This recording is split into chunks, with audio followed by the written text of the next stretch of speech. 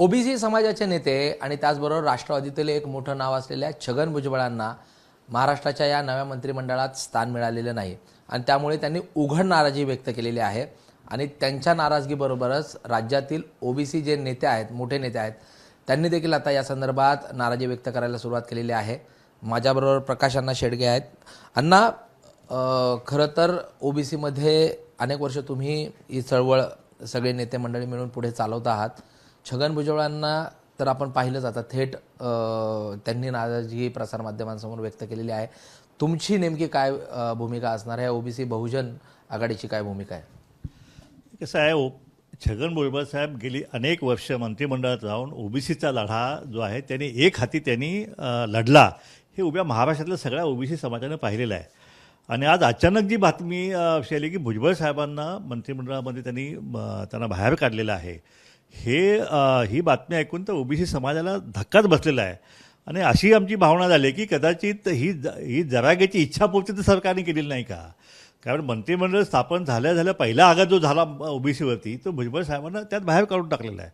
आता ओबीसींचा आवाज ह्या मंत्रिमंडळात आता कोण लढणार ओबीसीसाठी, हा आता प्रश्न आमच्याकडे पडलेला आहे. आणि आमची मागणी आहे अजूनही सरकारने विचार करावा आणि हा ओबीसींचा हा एक लढवय्या नेता जो आहे, अनेक वर्ष पवारसाहेबांसोबत त्यांनी साथ दिली आहे, अजितदादांसोबत साथ दिलेली आहे. आणि असं असताना त्यांना ह्या अशा वेळी अचानक बाहेर फेकून देणं हे कुठल्याही ओबीसी समाजाच्या कार्यकर्त्याला हे न पचणारं आहे. आणि ओबीसी समाजामध्ये संतप्त प्रतिक्रिया जी आहे याविषयी उमटलेली आहे. आणि आम्ही आता याविषयी पुढची भूमिका जी आहे ती भुजबळ साहेबांना भेटून जी आहे ते आम्ही सगळे नेत्यांना आम्ही भेटू आणि त्यानंतर आम्ही भूमिका पुढची जाहीर करू. काय कारणं वाटतात? कारण छगन भुजबळांची या निवडणुकांच्या अगोदरच्या काही स्टेटमेंट्स बघितल्या, ओबीसी समाजाबाबतचे केलेल्या स्टेटमेंट्स आहेत, मराठा समाजाला अंगावर घेणं आहे, ही सगळी कारणं वाटतात या मंत्रिमंडळातून बाहेर ठेवण्याची? नाही, पहा, भुजबळ साहेबांच्या कुठल्याही भाषणामध्ये मराठा समाजाच्या आरक्षणाला विरोध केलेला आहे अशी कुठलीही भूमिका त्यांनी मांडलेली आहे असं मला काय वाटत नाही. आणि आमची कुणाचीच तशी भूमिका नाही की मराठा समाजाला स्वतंत्र आरक्षण देणार असतील तर आमचं काही म्हणणं नाही. आमचं म्हणणं एवढं की ओबीसी आरक्षण धक्का लागता कामा नये एवढी एकमेव मागणी होती आणि तीच भूमिका भुजबळ साहेबांनी आतापर्यंत घेतलेली आहे. मग तरीसुद्धा असं असतानासुद्धा आणि अक्षरशः येवल्यामध्ये त्या ठिकाणी जरांगेंनी स्वतः जवळजवळ 12 तास ठेया मांडून भुजबळ साहेबांना पाडायचा प्रयत्न केला असतानासुद्धा त्या ठिकाणी राष्ट्रवादी काँग्रेस ही एक जागा जी आहे ती अनेक वर्षापासून हमखास येणारी जागा जी आहे ती टिकून धरली भुजबळ साहेबांनी. आणि कायम बघितलं तर राष्ट्रवादीमध्ये प्रमुख नेतृत्व असलेलं हे भुजबळ साहेबांचं नेतृत्व आहे. अचानक असं काय घडलं की त्यांना मंत्रिमंडळातून त्यांना बाहेर काढावं लागलं. त्यामुळं हा ओबीसी समाज जो आहे आता पुढील भूमिका जी आहे आम्ही सगळे मिळून घेऊ. पण आमची अजूनही मागणी आहे की भुजबळ साहेबांना त्यांनी मंत्रिमंडळ घ्यावं. जर केंद्रात जर घ्यायचं असेल राज्यसभेवर पाठवून तर केंद्रात मंत्रिपदाचा शब्द जो आहे तो जर अजितदादांनी दिला तर मग मात्र ओबीसी समाजामध्ये थोडंसं त्याच्यामध्ये पॉझिटिव्ह वातावरण जे आहे ते राष्ट्रवादी काँग्रेस असेल किंवा या सरकारविषयी होऊ शकेल. अण्णा, छगन भुजबळांसंदर्भात बोलत असताना मंत्रिमंडळातली यादी बघितली तर तब्बल 17 मंत्री आहेत ओबीसींच्या. म्हणजे मराठा समाजाचे 16 मंत्री आहेत तर ओबीसींचे 17 मंत्री आहेत. मोठी नावं आहेत. पंकजा मुंडे आहे, धनंजय मुंडे आहे, भरणे साहेब आहेत, प्रताप सरनाईक, अगदी गिरीश महाजनांपर्यंत ही सगळी ओबीसी नेत्यांचीच मोठी यादी आहे. तरी पण छगन भुजबळांचा अट्टास का? नाही, कसं आहे, या महाराष्ट्राच्या इतिहासामध्ये पहिलं हे मंत्रिमंडळ असं आहे की ज्या ठिकाणी ओबीसींची संख्या, मंत्र्यांची संख्या ती जास्त आहे. त्याबद्दल मी सरकारचं अभिनंदन करेन.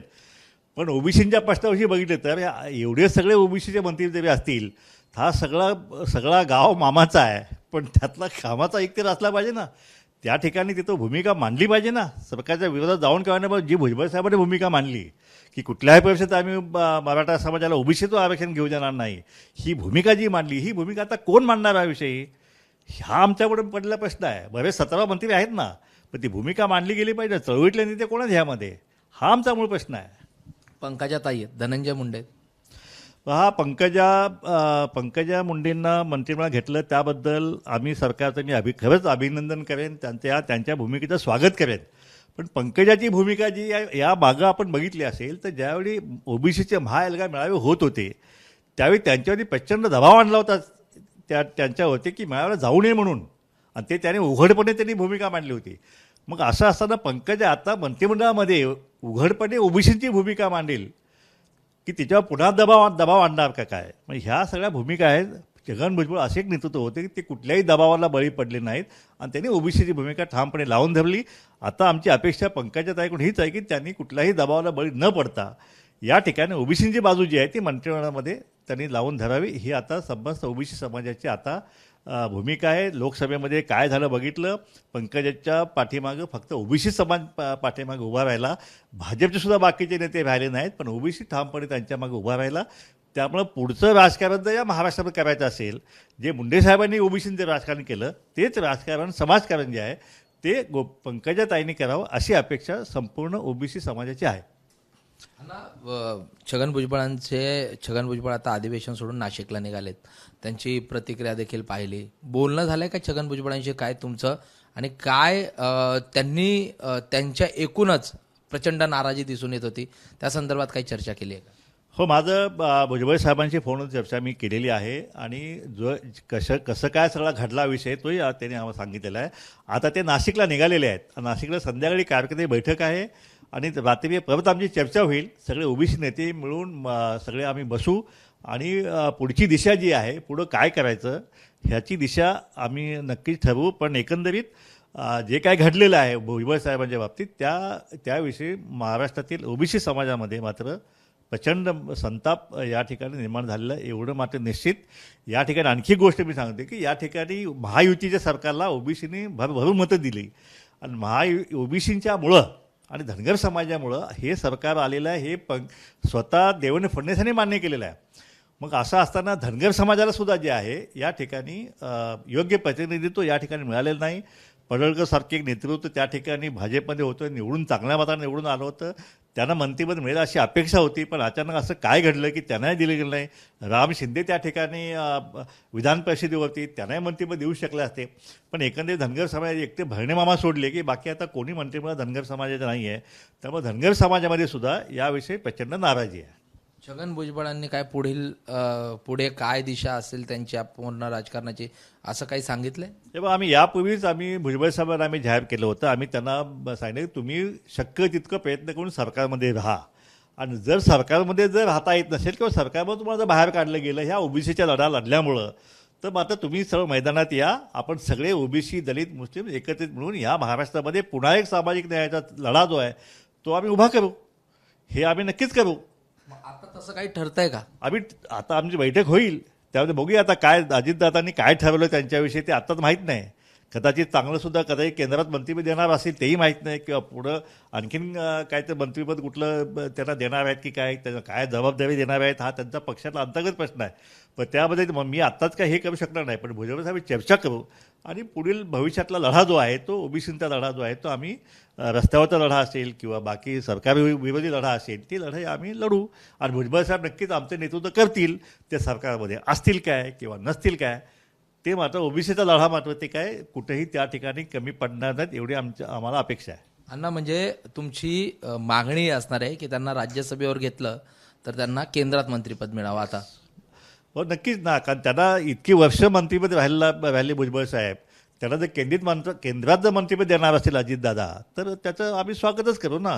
काय पण ते देतील की नाही काय सांगता येत नाही. म्हणून राष्ट्रवादी काँग्रेसचे नेते अजितदादांनी ही भूमिका स्पष्ट करणं आवश्यक आहे, म्हणजे ओबीसी समाजामध्ये एक पॉझिटिव्ह मेसेज जो आहे तो त्या ठिकाणी जाऊ शकेल. नाहीतर मग ओबीसीचे सगळे नेते मिळून पुढील दिशा ठरवू. पुढील दिशा आम्ही ठरवू ना. आम्ही काय हे करू, कारण शेवटी ओबीसींचं जे आमच्या मागण्या आहेत, आता तुम्ही म्हणलं की 17 मंत्री ह्याच्यामध्ये आहेत. माझी सगळ्या मंत्र्यांना माझी हा जोडी एक विनंती आहे की आपण ताबडतोब पहिल्या कॅबिनेटमध्ये आपण ओबीसीच्या जातनिहाय जनगणनेचा प्रश्न जो आहे तो आपण त्या ठिकाणी घ्यावा आणि तेवढा एक मंजूर जे आहे कॅबिनेट डिसिजन घेऊन जातनिहाय जनगणनेचा निर्णय घ्यावा अशी मागणी मी आपल्या मंत्र्याकडे घेतो. आता बघूया, आता घोडा मैदानाजवळ कॅबिनेट सगळ्या मिटिंग होणार आहेत. धनगर समाजाच्या एसटीचा प्रश्न आहे.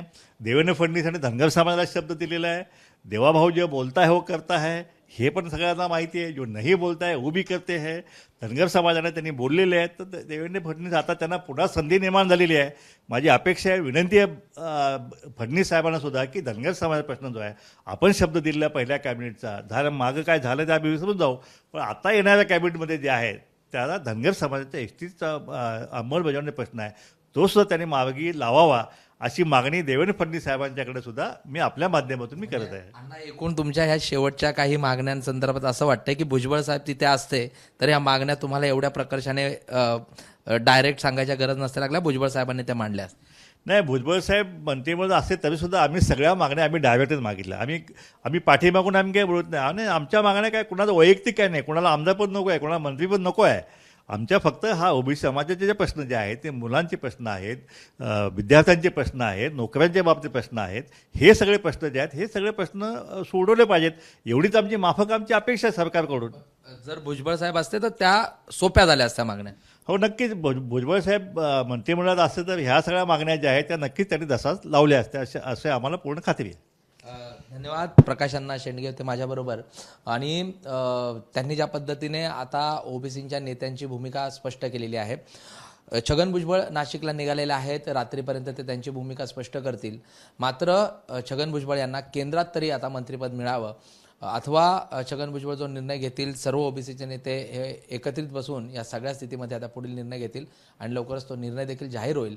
मात्र एकूणच छगन भुजबळ यांना मंत्रिमंडळामध्ये स्थान न मिळाल्यामुळे ओबीसी नेते मात्र आपली नाराजगी व्यक्त करताना या ठिकाणी पाहायला मिळत आहेत. कॅमेरा पर्सन विजय देसाईसह प्रशांत बढे, एबीपी माझा, मुंबई. एबीपी माझा, उघडा डोळे बघा नीट.